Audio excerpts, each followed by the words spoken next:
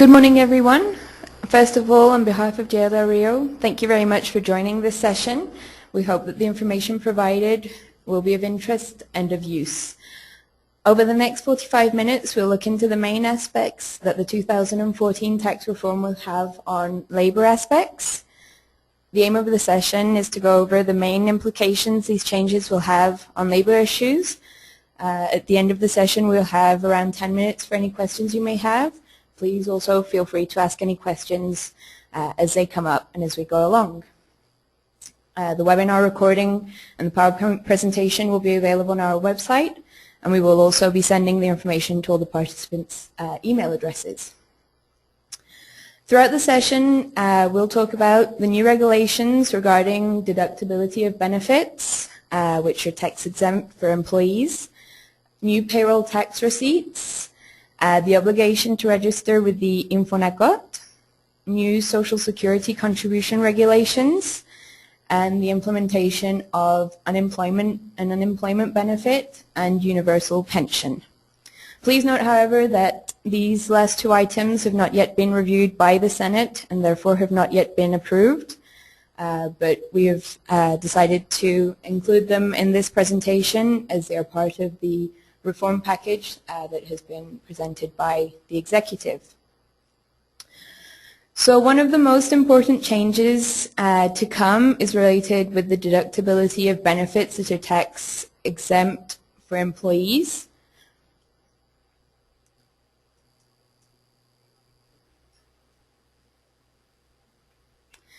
Currently, benefits are 100% deductible. However, by repealing the flat tax law that considered all these concepts as non-deductible, these are now considered as non-deductible for income tax purposes per the percentages that are mentioned here. So benefits as of 2014 will only be 43% deductible as opposed to, as I mentioned, the 100% deductibility which is currently applicable. If companies choose to reduce benefits granted from one year to another, the percentage that will be deductible would be reduced furthermore to 47%.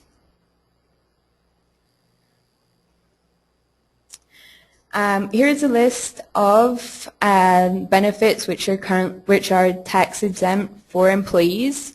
These include overtime and payments received for rest days worked, risk and sickness compensation, annual rewards and profit sharing, food coupons, savings funds, which are the two of the main benefits that are currently granted to employees, vacation and Sunday premium, medical and life insurance, dental, medical, hospital, or funeral expense reimbursement, as well as retirement and invalidity pensions. Due to these new dispositions, many companies have or may consider the option of reducing these types of benefits. However, these options must be contemplated with extreme caution and require consulting a labor law specialist in order to avoid any labor issues. And as already mentioned, if the benefits are reduced, then the deductibility would only be 47% instead of 53%. Please also note that this decrease will directly affect VAT, as for example, medical insurance that have VAT will only be 53% deductible, and the creditable VAT will only be also 53%. So for example, on a medical insurance policy that's worth 100 pesos, only 100 pesos will be only 53% of the 100 pesos will be deductible, and only 53% of the VAT that applies on those 100 pesos will be creditable.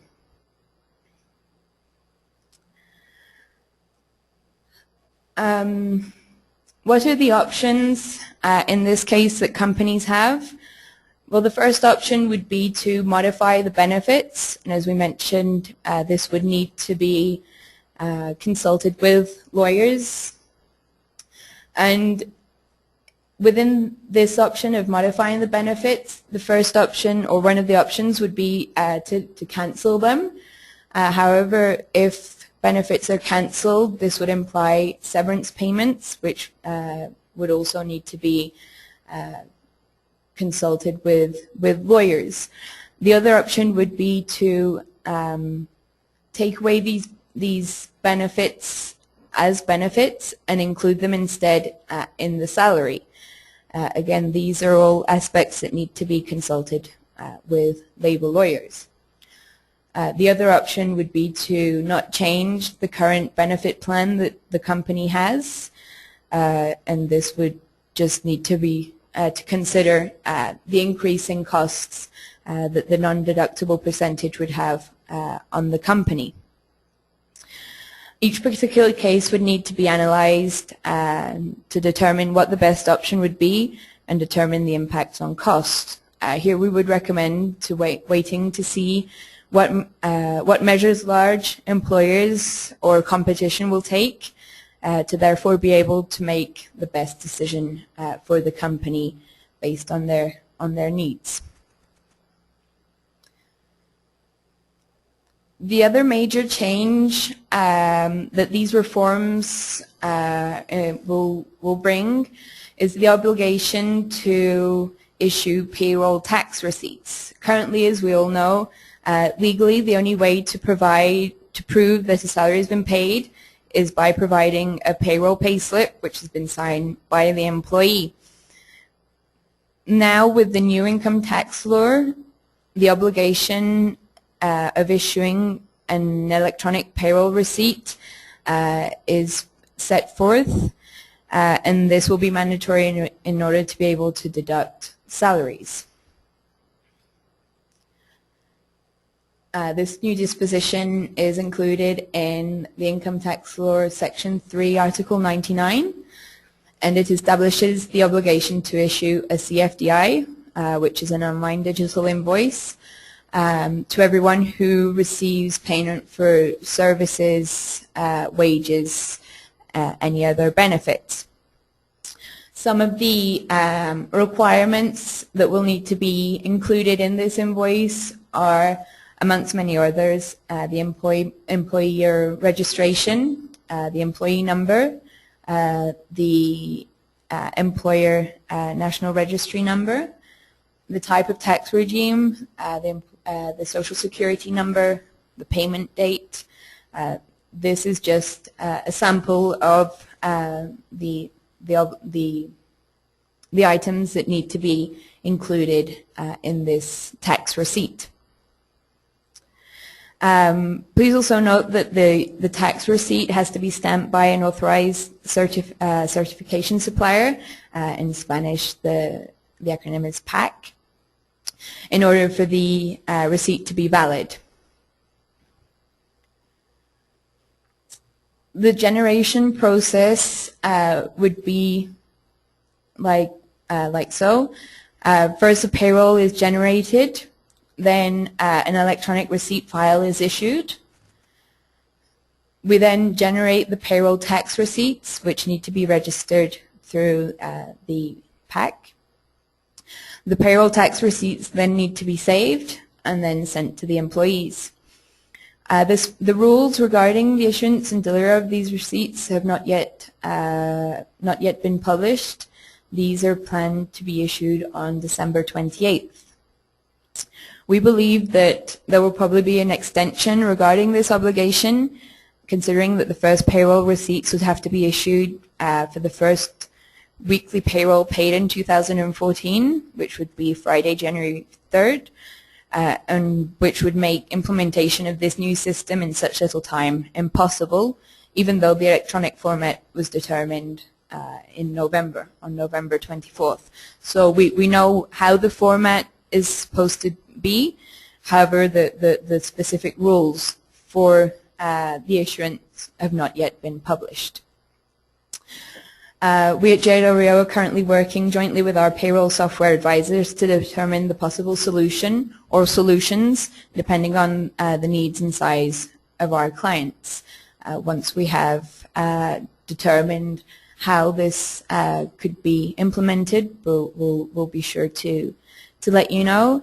And if you have any doubts regarding the implementation, please feel free to contact our Labour Department, and we'll be more than happy to help guide you in order to fulfill all the requirements. Regarding registration with the Infonacot, this disposition was included in the December 2012 federal labor law reform. However, workers will actually be able to request loans as of 2014, which is why we decided to include this matter in the presentation as a reminder of this new disposition that will soon be effective. This new obligation has not been advertised that much, so not that many people know of this obligation, but we believe that as of 2014, the authorities will be monitoring registrations more closely, and especially for larger companies. So as I mentioned, the new federal labor law establishes the obligation to register with the Infonacot. What's the Infonacot? The Infonacot, translated to English, is the National Fund for Employee Consumption and was created in 1974. The aim of the institution is to help employees receive loans to purchase goods and services. It's basically a consumer loan. And before the new labor reform, registration was optional, but now obviously this is mandatory, and all companies must make sure to have registered with the system, with the institution, to avoid risks of being fined. Registration will be free of charge for the employer. However, it's important to bear in mind that this will imply additional administrative workload, as the loans and loan repayments will have to be controlled and payments will have to be reconciled. And also it will be the employer's obligation to withhold the corresponding amounts that need to be reimbursed on employees' payrolls. So employers will have to withhold on every payroll period a certain amount from the employee's payroll, and then will have to make the payment to the government. This is extremely important, as this is the employer's responsibility, and any payments that are not made will be requested to be done by the employer. The employer will also be responsible for informing the Institute of any employees that leave the company. If they fail to do so, payments that have not been made will also be requested to be done by the employee.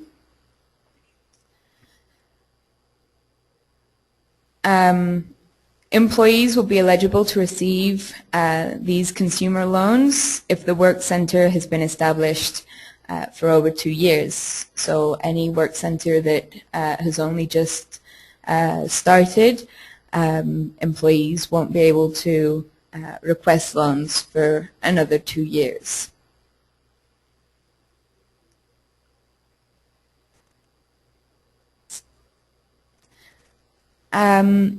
As I mentioned at the beginning of the presentation, the following items have not yet been approved, which is Social Security, unemployment benefit, and universal pension.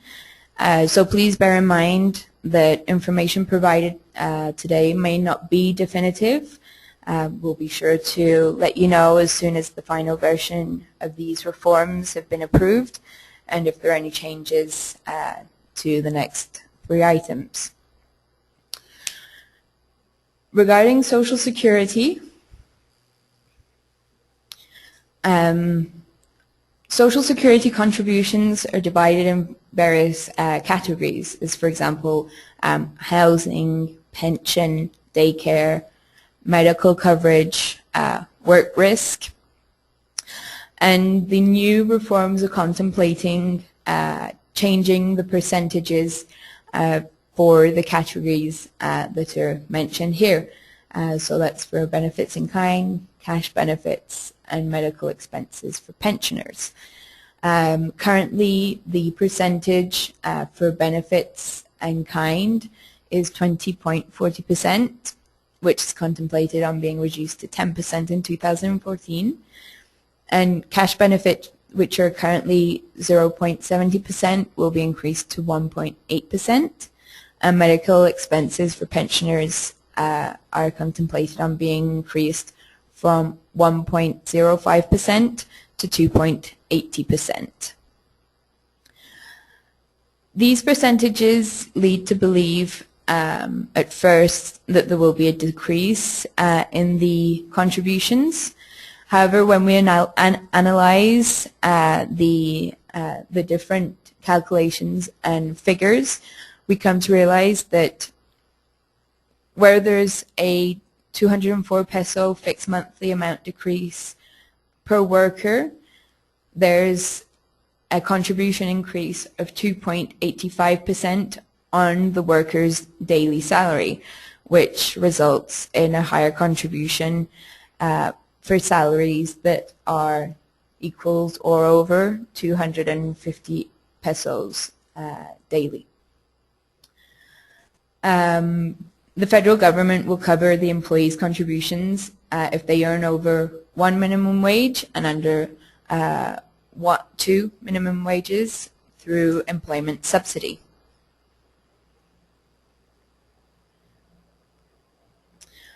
Here is an example of the impact that these change of percentages will have. So we prepared a calculation based on a daily salary of 100 pesos, 200 pesos, 300, 500, 1,000, and the cap, which is 1,539.41 pesos, which is equivalent to 25 minimum wages. This is the maximum amount that can be registered for an employee with the Social Security, even though their salary may be over that amount. And we have also based the calculation on the 5 different work risk classifications, Class 1, Class 2, Class 3, Class 4, and Class 5. So as you see, for daily salaries of 100 and 200 pesos, there's a decrease in the amounts of contributions. However, over those 200 pesos, the percentages increase no matter what the risk class. So as you can see, for a daily salary, which is the cap 1,539.41, for an employee that's registered under Class 1 work risk classification, there's an increase of 14.32%. Work risk classification are for office workers, for example, workers of an accounting firm would be classed under Class 1. This figure speaking would represent, for example, this Class 1 with a daily salary of 1,539.41 would represent approximately 100,000 pesos contributions a year for Social Security.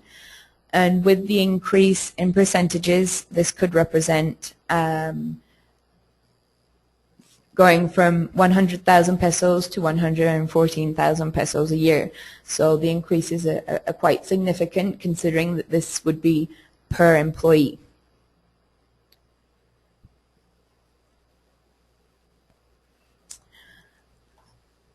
The new reforms also aim to simplify administrative burden for taxpayers who register under the new incorporation tax regime.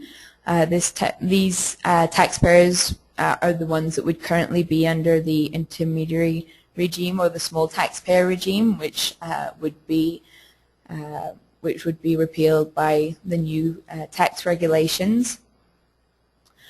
And the new regulations would aim at simplifying processes for these taxpayers in order to simplify registration of employees they may have. These employees often are not registered with the Social Security, although it's an obligation because of the administrative burden and the cost for these taxpayers. So the aim here is for the Social Security to collect these contributions that would not normally be paid.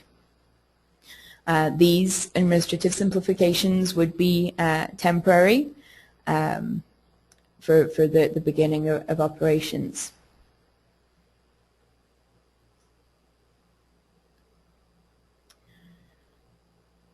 Regarding unemployment benefits, Mexico is often been criticized in some ways for not having an unemployment benefit plan. So these new regulations are contemplating implementing this new benefit. For this benefit, employees would be divided into two categories of employees, those that are on permanent contracts and those that are temporary employees.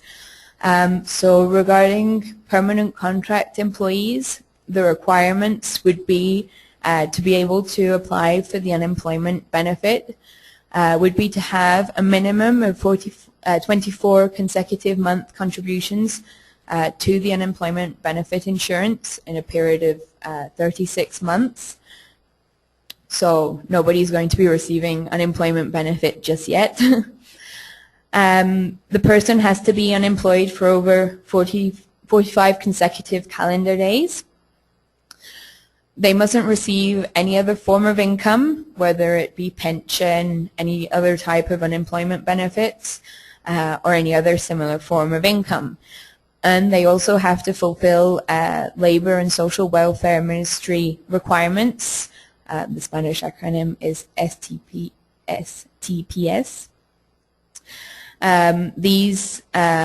These requirements are regarding promotion, unemployment, and training programs. So our guess is that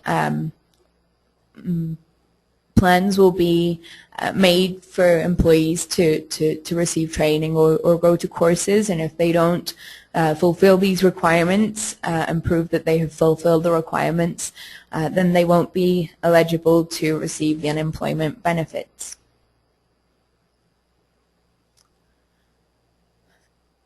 Here is an example of how the unemployment benefit would be calculated for an employee whose base contribution for the past 24 contributions is 1,000 pesos daily, which would give a monthly salary of 30,000 pesos. And the unemployment benefit would only be granted for 6 months. So the first month the employee would receive 60% of that salary, which would represent here 18,000 pesos. The second month he would receive, or she would receive 50%, which would represent 15,000 pesos. And from the third to the sixth month, they would receive 40% of that amount, which would be 12,000 pesos. This seems quite a lot here because of the salary that we have chosen for the example. However, it wouldn't be that much for anybody who earns much less than that salary.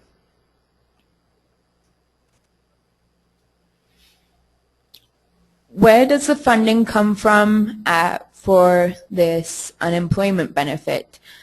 First of all, it would come from the accumulated income in the person's mixed sub-account, so directly from, in some ways, their savings. The funds would also come from a new fund that has been set up, which is the Solidarity Fund, Fondo Solidario in Spanish. And the federal government would also provide payments. However, they would only provide 1 month's minimum wage for every month remaining to be covered, which wouldn't be covered by the mixed sub-account and by the Solidarity Fund. So that means that, for example, if the last 3 months need to be covered by the government, if we use the example that we took, where a person would have 12,000 pesos, if their mixed sub-account doesn't cover that amount, then they would only receive 1 month's minimum wage, which is considerably less than those 12,000 pesos. The funding for the mixed sub-account and the Solidarity Fund won't affect as such the employer, but it would affect the employee because the employer wouldn't be contributing anything extra. The percentages that are currently contributed by the employer to the housing funds would be redistributed. So 2% of the base contribution salary would be deposited to the mixed sub-account, and 1% of the base contribution salary would be contributed to the Solidarity Fund. If the employee doesn't choose to use the unemployment benefit, then the funds from the mixed sub-account will be able to be used to complete the funds in the housing sub-account. So what are the consequences of this redistribution of percentages? Well, instead of having 5% go to the housing sub-account, there will only be 2% going to that account. That 2% can be, as I mentioned, deposited back to the housing sub-account if the unemployment benefit isn't used. However, the 1% which is contributed to the Solidarity Fund, unless the employee uses the unemployment benefit, that amount will be lost for the employee. There won't be any way of getting that money back.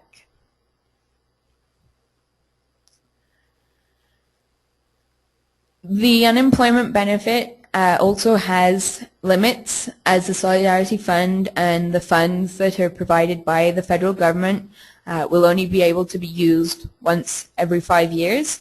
So it is very, very limited in that aspect. And also, if there is a start of a new labor relation, then the unemployment the money that comes from the unemployment benefit will stop.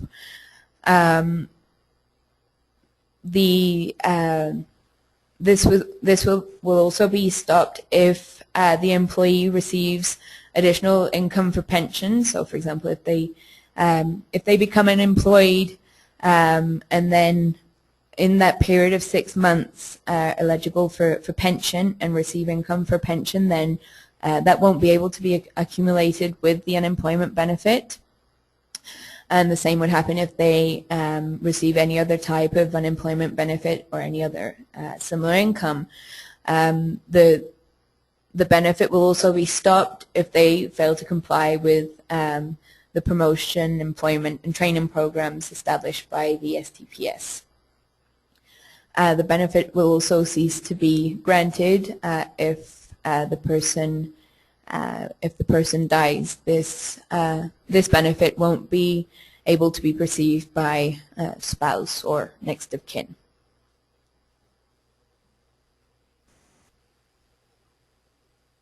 Regarding unemployment benefits for temporary workers, the requirements are slightly different from the permanent contract employees, as the minimum amount of consecutive months contribution is 6, and the period that these contributions have to be made in is 12 months. Here the same goes as for the permanent employees. They have to be unemployed for 45 consecutive days, have no other form of income, and fulfill the same Labour and Social Welfare Ministry requirements.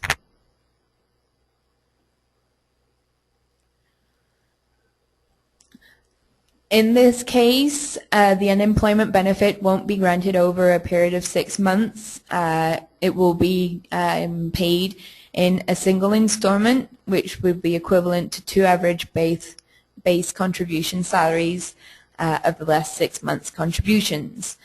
If the employee provided services for more than one employer, then the salary received from each employer would be added up to determine these 2 average base salaries. However, there is a limit as to how much can be added up, and this limit can't be higher than 25 Mexico City general minimum wages.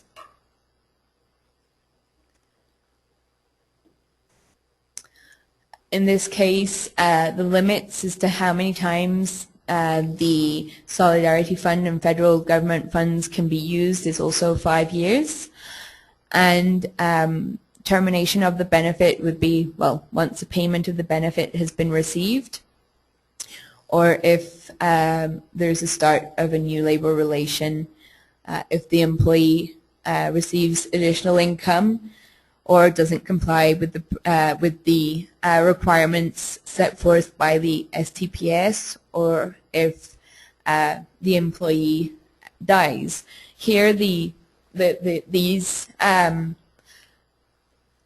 items are to put forth by the new regulations don't make that much sense, as the payment, there's just one payment, so we're not too sure how the law would contemplate that the benefit would be stopped if a new labor relation is started. So it's a bit blurred in this case, but this is what the law sets forth.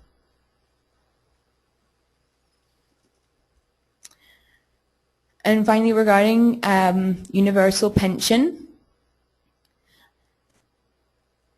the requirements to be able to be eligible for the pension is to be 65 or over, not be a pensioner, that is to say not receive any other form of pension by the Social Security or government.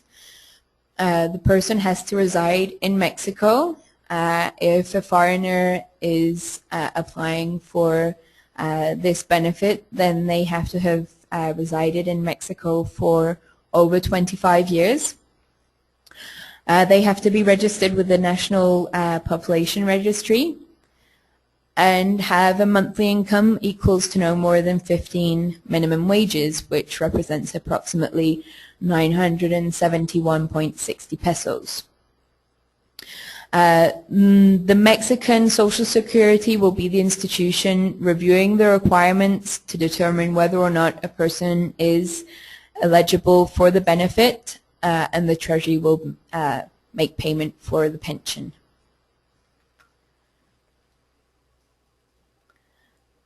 The monthly amount that a person would receive if eligible for this benefit is 1,092 pesos. This amount is based on the minimum well-being line and will be updated annually according to the National Consumer Price Index.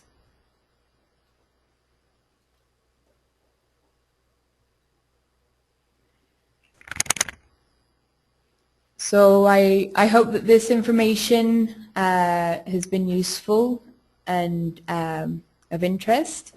Do you have any doubts or questions regarding the items that we have gone over?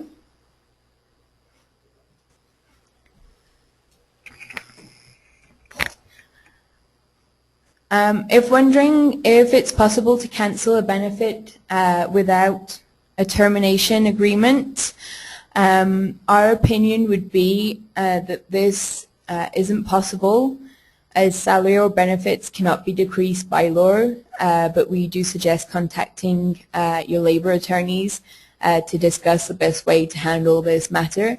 As we mentioned during the presentation, it could be a possibility if paying severance on those cancelled benefits. But again, and we do insist on the fact that this that this needs to be consulted very carefully with labor attorneys.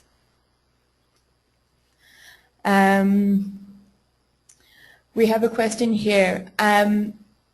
Since we're going to provide electronic pay slips, will this exclude use from printing them in paper? No, we don't believe that this will exclude printing them in paper and having the employees sign them, seeing as nothing in the law changes the fact that the only way that we can prove that payroll has been paid is by providing a signed copy of the pay slip.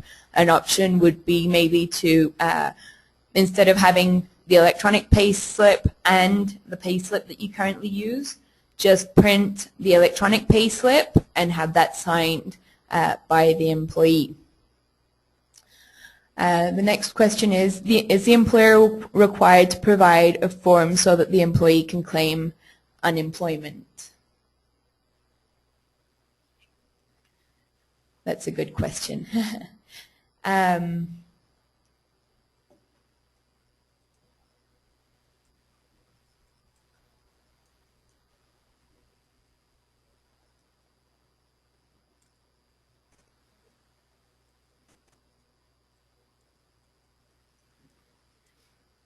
We believe that in this case, a form would probably need to be provided by the employer because that's how the employee is going to claim this benefit. However,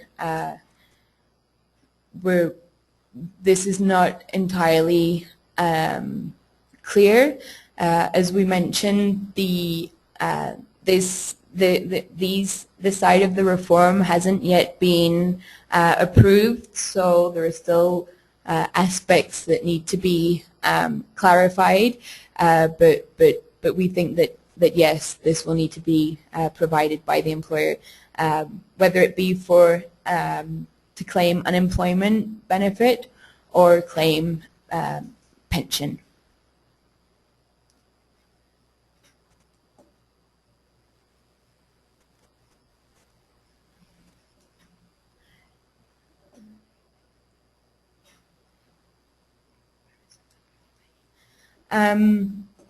Regarding pay stubs and the new payroll tax receipts, as I mentioned, the tax payroll tax receipts can probably be adapted to the current payroll stubs can probably be adapted to comply with the tax regulations. But this can't be ensured until the final dispositions that are published, which, as I mentioned, will be on December 28th. Once those dispositions have been published, we'll be able to know exactly how this new requirement will work. We have another question. A former communication mentioned the possibility of changes to the tax preferential status of certain benefits like food coupons and savings funds. Is this still on the table for 2014? Yes, this is the part regarding the deductibility of benefits.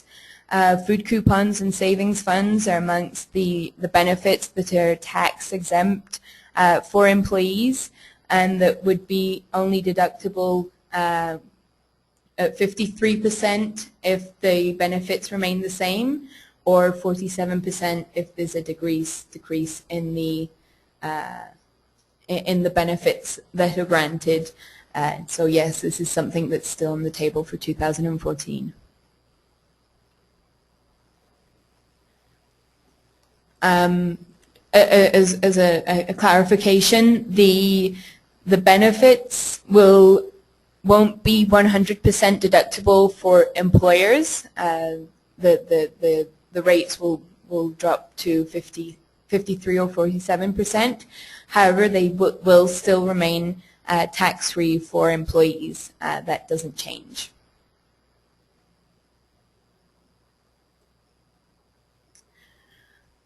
If there are no additional questions, I'd like to thank you again on behalf of Del Rio for participating and joining the session today.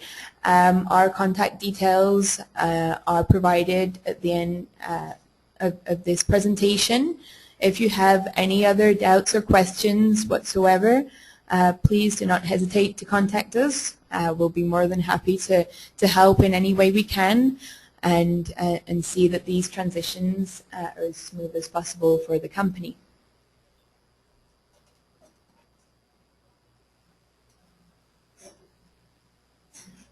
On the 5th of December, we will be presenting a third webcast that will be focused on new regulations for tax receipts for invoices. So please feel free to join that session as well, which I think will be very interesting and of use for the company operations when it comes to invoicing. Again, thank you very much for joining today, and have a wonderful day.